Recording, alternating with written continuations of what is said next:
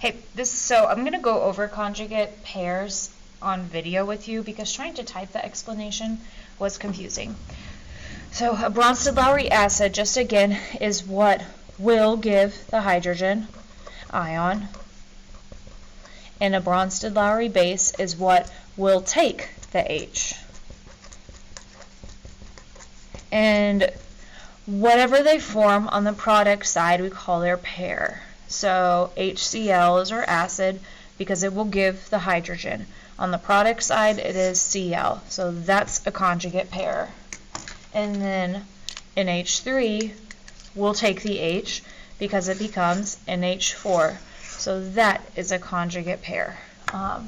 So they are what it will become. Now, on top of conjugate pairs, we have conjugate acids and conjugate bases. And it is kind of confusing because they're opposite. So this is the same reaction. Let's label it really fast. HCl is my acid, and NH3 is my base. So a conjugate base is the product. So on the right side of the arrow, it's the product that's formed when an acid loses its hydrogen. So my acid HCl forms chlorine negative when it loses its H. So that is my conjugate base. It is what the acid becomes. They're a pair, and we call this the conjugate base. And then a conjugate acid is the product that is formed when that base gains a hydrogen. So when NH3 gains a hydrogen, it forms NH4+. So that is the conjugate acid. So conjugate acid and conjugate base is literally opposite of what it is on the left side of the arrow. They're opposites. And the reason why we call them acids and bases is most acid-base reactions are reversible. A reversible reaction means that they can go the other way. And so if this reaction goes the other way, now I would have NH4 plus Cl negative forming HCl plus NH3. And so when it reverses, or when it goes the other direction, now NH4 will form NH3. It gives away an H. And that's why it's called, it will give away its H. And that's why it's called the conjugate acid, because if the reaction reverses, it acts as an acid. And if this reaction reverses, chlorine will become HCl, and it will act as a base. So conjugate kind of means, like, if it reverses, it means, like, if this reaction reverses, this is now the acid, and that's now the base. But honestly, it's probably easier if you, for me, label your acid, what it becomes is the conjugate base. Label your base, what it becomes is the conjugate acid. But that's the reason why we call acid and base, is because when it reverses. And so we're going to go through a few examples labeling acid, base, conjugate base. Okay, here's the first one. So let's look. I have HCl here, and then on this side it becomes Cl negative. So it has lost an H, or it will lose an H+. What loses an H+? Acids will lose an H+. So it's an acid on the left. Whatever it is on the right, we call it the opposite, so my conjugate base. And then let's check the other two. It's H2O here, and then over here it's H3O. So it takes the H. Anything that will take an H is a base, which means its product, the base's product, is the conjugate acid.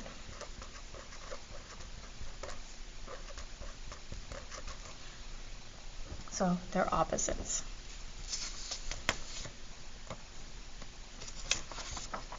Another example. NH3 plus water makes NH4 plus OH. Okay, I've got NH3 here, and it's NH4 here. So it is taking an H, or it's going to take an H. The thing that will take the hydrogen ion is my base.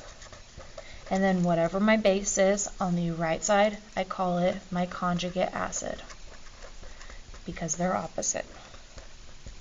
And then let's double check. Water is H2O. Over here it's OH. So it will lose an H. It's going to go from having 2 hydrogens to 1. Anything that loses a hydrogen is considered to be the acid. So the opposite side would be the conjugate base.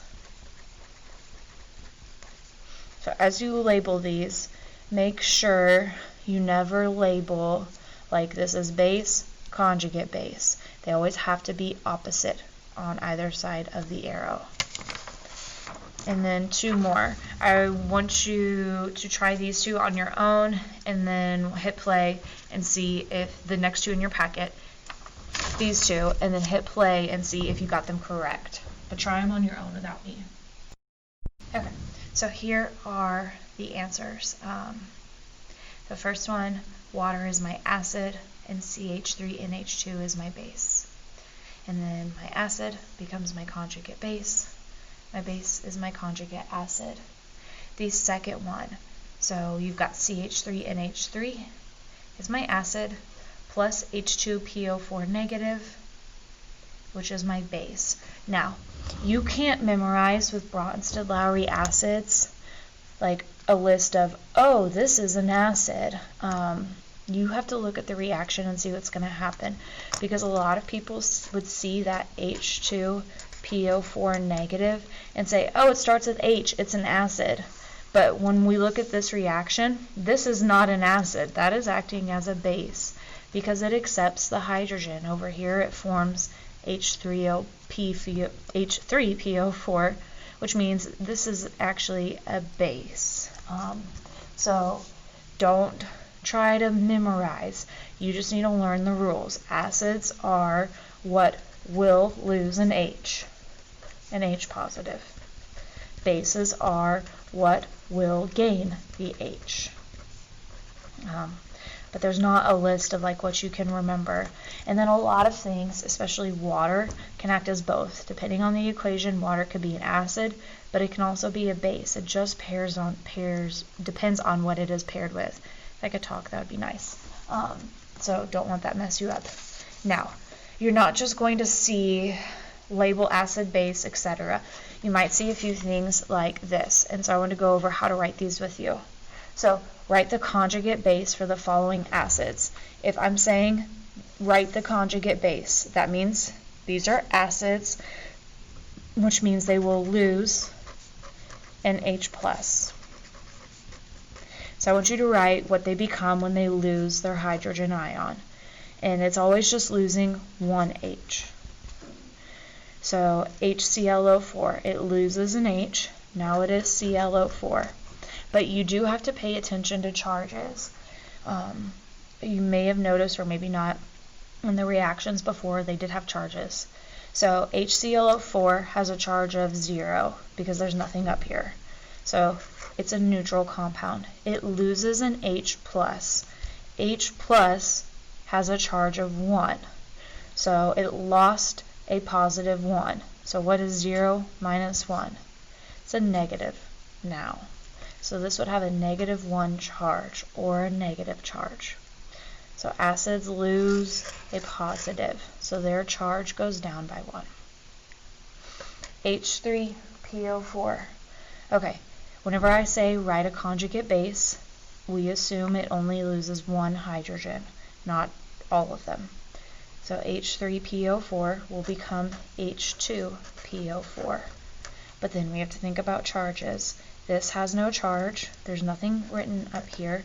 So its charge was 0, but it lost a positive 1 because it lost that H1 positive. So 0 minus 1, that has a charge of -1. But not all acids will have, not all conjugate bases will have a charge of -1. Because let's look at our last example, CH3NH3+. So this loses 1 H and it forms CH3NH2. and the charge was positive, which means it's a positive 1. It loses an H. So minus 1, what is 1 minus 1? 0. So this conjugate base actually has no charge because the acid had a positive charge. So pay attention. If something loses an H, remember it's an H plus, so that does decrease its charge. And then this one, if you wrote CH2NH3, I mean that is wrong. It loses the H from here. It has to do with the Lewis structure, but if it was on a test, I'd make that multiple choice because I wouldn't want you to write CH2. But it loses from the nitrogen. Okay, and then doing just the opposite. Write the conjugate acid. This should say for the following bases, not for the following acids. So if I'm writing the conjugate acid, that means we assume it's a base. And bases will gain an H plus or an H1 plus. So CN negative, it gains a hydrogen. Now it is HCN. Okay, and then thinking about charges, it had a negative charge, so negative 1, but it has gained an H1 plus. So what is negative 1? It gained a hydrogen, so what is negative 1 plus 1? That charge is 0. So that would just be HCN, which you should know is hydrocyanic acid. Oh wow, and it's a conjugate acid in this example. And then the second one, water. Now water can act as an acid or a base. So if it's acting as a base in this example, it's gaining an H. So now it has H3O. And then thinking about charges, water has no charge. It's 0, but it's gained another hydrogen, and hydrogen has a charge of plus 1. So now the overall charge is 1. So we put a positive here, or if you want to write a positive 1, you can. So if I say write the conjugate acid, that means it's a base. If I say write the conjugate base, that means it's an acid. And then acids lose hydrogen ions, bases gain them. And so hopefully this made more sense and will help you do your acid-base worksheet.